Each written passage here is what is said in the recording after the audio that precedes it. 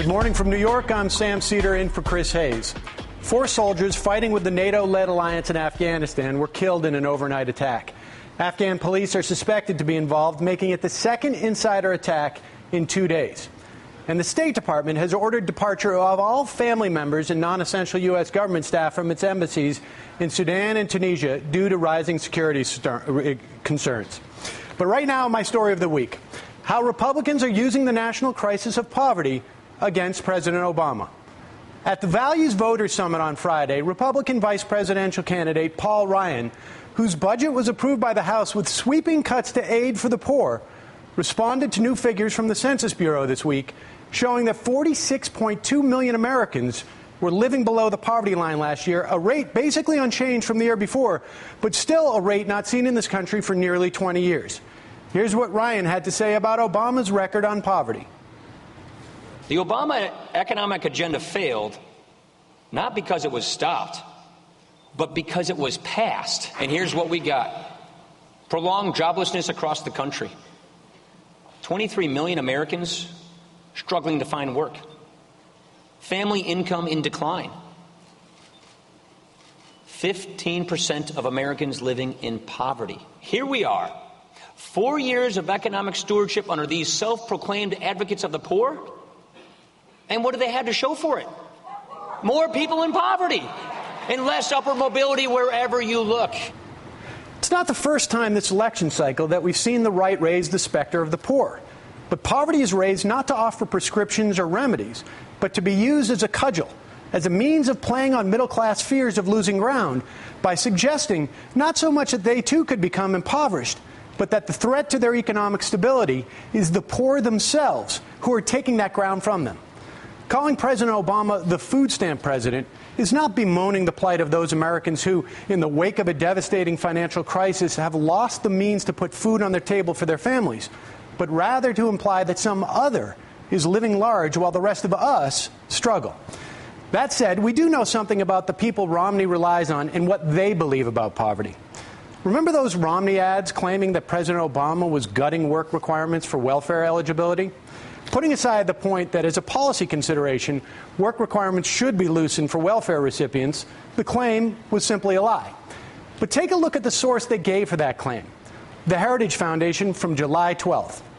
As Mother Jones magazine reported the day before Ryan spoke, that July 12th Heritage Post was co-authored by a senior research fellow at Heritage named Robert Rector. Now, who is Robert Rector? An opposition research group called the Bridge Project, affiliated with the liberal super PAC American Bridge, dug into Rector's past writings, and it turns out that this false claim that welfare recipients are somehow getting away with living an envious life of leisure was developed by a man who has claimed welfare does not lift people out of poverty, that no one who owns a refrigerator should even be considered poor, and who once told the Washington Post, quote, "Is poverty harmful for childhood? I think not." If you watch the Republican or Democratic conventions this year, you might be forgiven for believing poverty isn't harmful to childhood. For there, we were regaled with stories of parents and grandparents who overcame childhood poverty, lifting themselves out of it with nothing but hard work and dedicated effort. In few instances did these stories even hint that these ancestors had any luck or help from their community that contributed to their success. Nor did we hear how social mobility has diminished in this country since those grandparents supposedly pulled themselves up by their bootstraps. The fact is, it's increasingly harder in the United States to lift yourself and your family from poverty now than it was 50 years ago. And yet, in the midst of a presidential campaign where the economy is ostensibly the central issue of contention, we rarely hear poverty mentioned by either candidate. And according to a new report by Fairness and Accuracy in Reporting, less than 1% of the media's campaign coverage has addressed poverty in virtually any way. That is, at least directly. Consider this. This week's teacher strike in Chicago, more than 25,000 Chicago teachers went on strike over a myriad of issues, not the least of which are the teaching and learning conditions in Chicago schools. The strike exposed the battle lines between the corporate-driven school reform movement and educators fighting against high-stakes testing and advocating for a more contextual approach to measuring school performance. Driving this battle is a desire to improve educational outcomes, which will supposedly improve economic opportunities for low-income kids. Now, to the extent that poverty and joblessness are mentioned in our political discourse, it is always education which is first and often only mentioned as the cure. That prescription sounds intuitive, but what if the premise is wrong? What if Robert Rector is wrong and poverty does, in fact, harm childhood? A study in 1995 found that the average low-income child enters kindergarten with a listening vocabulary of 17,000 fewer words than that of a child of middle income. She can recognize only 9 letters of the alphabet as compared to the 22 recognized by middle-income children. So if it's possible that the proposition that education fixes poverty is actually backward, and that resolving poverty actually fixes many of our education issues, then we have to consider whether our remedies for both are upside down. We have to consider whether asking teachers to improve achievement in schools is even possible without first addressing the disadvantages poor children face on their very first day of their school careers. And if no amount of privatizing education can fix our poverty problem, we also have to look at the actual impact on poverty that our other policies have. So while the media largely ignore the implications of poverty in stories like the Chicago teachers' strike, our political establishment, meanwhile, has adopted an approach towards dealing with our jobs crisis which is sure not to alleviate poverty, but to create more of it. Austerity plans and the potential of a grand bargain, which may cut Medicare and Social Security, will certainly add to the ranks of the poor. Yet we hear virtually no dissent to these policy proposals from the quarters of our so-called serious thinkers in Washington. How is this possible? How is it that with record numbers of people living in poverty, and with many more people rightfully anxious that they're on the verge of falling into poverty, we as a society are providing no response, not even a rhetorical one? I want to address these issues, especially how they shape the battle over education. So let's bring in Gary Young, a columnist for The Guardian newspaper and The Nation magazine, and author of Who Are We and Should It Matter in the 21st Century? Julie Kavanaugh, a special education teacher in Brooklyn, a member of the teachers group Movement Rank and File Educators, and co-producer of the film The Inconvenient Truth Behind Waiting for Superman.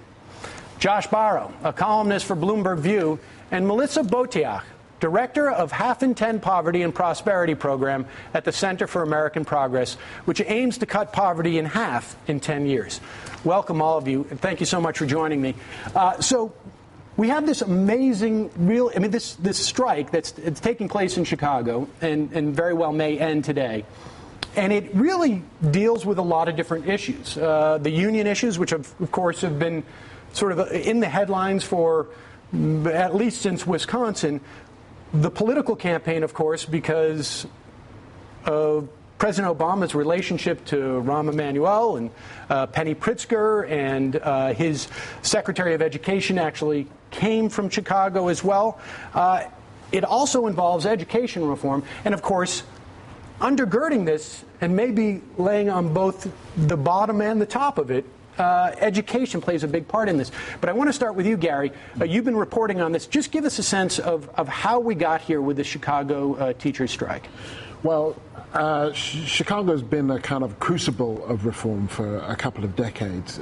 So it didn't just start with Rahm Emanuel, Arne Duncan before him, and on before that. And it's really been an attempt to privatize the education system.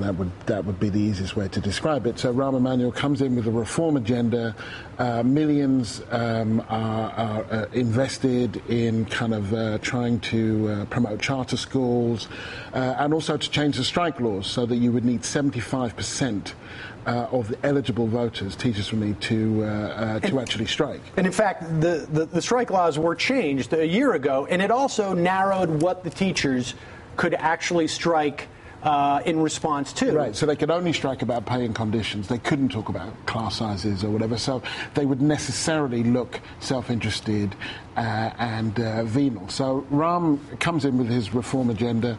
He immediately reneges on the previous agreement that the teachers had for a pay increase.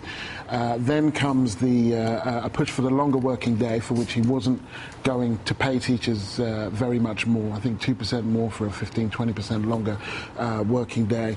Then there's a change in the strike laws. the teachers have a vote, and they vote 98% to strike. I mean, it's almost North Korean kind of proportion, the kind of volume of teacher dissatisfaction by that point.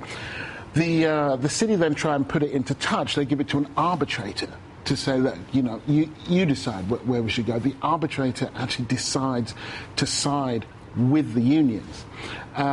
Throughout this time, the overwhelming number of parents in Chicago side with the teachers. Even after the strike begins on Monday, they side with the teachers. So Rahm Emanuel describes this as a strike of choice. About that, he's right. But it wasn't a choice of the unions. It was a choice of Rahm Emanuel. It was set up to work like this. But the teachers' union had been doing a lot of work in communities. A lot of schools had been closed down, which had fired up communities as well as teachers. And a lot of this had happened in the predominantly black and Latino areas, which brings us on to the strike. A massive show of force, cars hooting all around the city pretty much every day, big rallies around the city. Yesterday, a huge rally with teachers coming in from Wisconsin and elsewhere, which brings us to what I think has happened is that the city blinked. Yes, and we're going to hear today at 3 p.m. we're going to see the teachers' leadership vote, at least, as to whether or not they're going to accept the terms or have a tentative deal. We got to take a break, but what I'd like to do when we come back is to actually bring in a parent, because I think one of the big aspects of this story is the parents' support and this notion that the teachers are striking. They can't necessarily fully articulate, at least officially, what they're striking upon. We're going to take a break. We'll be right back.